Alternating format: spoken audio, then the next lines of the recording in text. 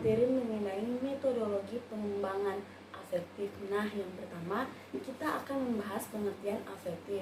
Pengertian afektif yaitu secara umum afektif adalah segala sesuatu yang berkaitan dengan sikap, watak, perilaku, emosi, minat, serta nilai yang terdapat pada diri sendiri. Nah, afektif juga berkaitan dengan yang pertama, konsep diri, yaitu cara menentukan konsep tetapi belum menemukan jati diri. Nah, yang kedua yaitu kesehatan mental. Nah, di mana mental yang baik untuk menentukan kepercayaan jati diri. Yang ketiga yaitu dinamika kelompok, yaitu cara bagaimana untuk mempersiapkan anak akan bersosialisasi. Yang keempat, bersifat egosentris atau mementingkan diri sendiri. Yang kelima yaitu motivasi, yaitu kita sebagai guru jadi motivasi untuk anak usia dini. Nah, selanjutnya kita akan membahas tentang tingkatan ranah afektif taksonomi Bloom, yaitu yang pertama yaitu receiving atau penerimaan, terbagi menjadi 3 bagian, yaitu yang pertama awareness atau penyadaran. Misalnya ada seorang anak yang berkata bohong dan ada seorang anak yang berkata jujur. Nah, disitulah kita harus menghargai yang sudah berkata jujur dan yang sudah berkata bohong. Nah, di sini kita harus mengapresiasi kedua anak tersebut. Nah, yang kedua yaitu willing to receive atau kemauan untuk menerima. Misalnya membuat anak mau mengikuti apa yang kita katakan. Contohnya, adik, ketika kita makan kita harus duduk, tidak boleh berdiri. Tapi jika kita melakukan kebalikannya, maka anak tidak akan mau percaya. Nah, selanjutnya yang ketiga yaitu calling or search action, yaitu perhatian yang terkontrol atau terpilih, yaitu tidak semua anak menerima perkataan yang kita ucapkan. Selanjutnya yang ada kedua yaitu responding atau tanggapan. Itu terdiri dari yang pertama responding, persetujuan dalam respon, yaitu di mana anak setuju dalam merespon. Yang kedua willingness to respond atau merespon secara sukarela, yaitu di mana anak respon secara sukarela. Yang ketiga yaitu kepuasan dalam merespon, di mana anak itu sudah mendapatkan kepuasannya. Misalnya anak sudah mendapatkan jawaban yang memuaskan. Contohnya anak sudah tahu kenapa berbohong itu tidak bagus.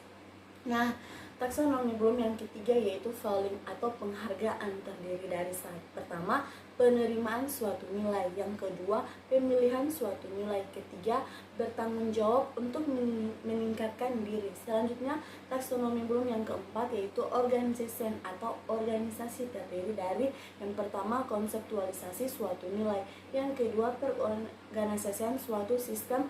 Selanjutnya yang kelima yaitu value kompleks, yang terdiri dari yang pertama merealisasikan stimulasi sejak dini, yang kedua karakteristik anak. Nah, selanjutnya kita membahas tentang keterkaitan ranah afektif dengan ranah kognitif. Nah, yang pertama yaitu level receiving menjadi syarat utama untuk sampai pada pengetahuan. Yang kedua dibutuhkan hasil significant responding. Yang ketiga, level valuing terhadap sesuatu fenomena atau benda. Yang keempat, mencapai tingkatan berdasarkan pengetahuan yang dimiliki. Yang kelima yaitu concern yang kuat dalam diri anak. Selanjutnya keterkaitan ranah afektif dan ranah psikomotorik, yaitu di sini hasil belajar afektif yaitu kemauan untuk menerima pelajaran dari guru. Contohnya yaitu dengan banyak bertanya kepada guru terhadap materi yang guru berikan. Sedangkan hasil belajar psikomotorik yaitu anak segera memasuki kelas pada waktu guru datang dan duduk paling depan dengan mempersiapkan kebutuhan belajar. Nah, selanjutnya hasil belajar afektif juga yaitu tentang perhatian anak didik, nah, terhadap apa yang dijelaskan guru. Sedangkan hasil belajar psikomotorik yaitu mencatat bahan pelajaran yang dengan baik. Nah, materi selanjutnya yaitu tentang pola asuh anak. Nah, di sini pola asuh dalam keluarga adalah pengasuhan atau sering disebut juga parenting, adalah proses mendidik anak dari kelahiran hingga anak memasuki usia dewasa. Nah, di sini ada 3 pola asuh, yaitu yang pertama pola asuh otoriter, di mana pola asuh ini cenderung menerapkan standar yang mutlak yang harus dipenuhi, biasanya diiringi dengan ancaman. Yang kedua, ada pola asuh demokratis, di mana pola asuh ini lebih memprioritaskan kepentingan anak, namun tidak juga ragu dalam mengontrol anak. Yang ketiga, pola asuh permisif, di mana pola asuh ini memberikan kesempatan pada anaknya untuk melakukan sesuatu tanpa pengawasan yang cukup dari orang tua.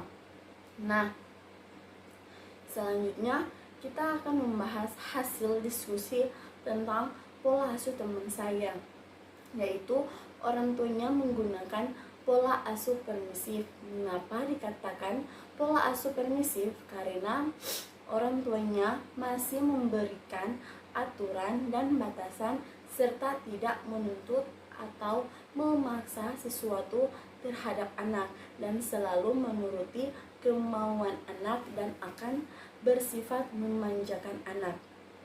Nah, hasil observasi di sekolah yaitu bahwa anak-anak melakukan kegiatan baris berbaris dan sebelum masuk kelas mereka membaca doa terlebih dahulu. Selanjutnya, anak-anak diberikan waktu untuk belajar membaca tentang Iqra dan masuklah kegiatan inti, yaitu guru memberikan tugas untuk anak-anak mengerjakan apa yang guru berikan.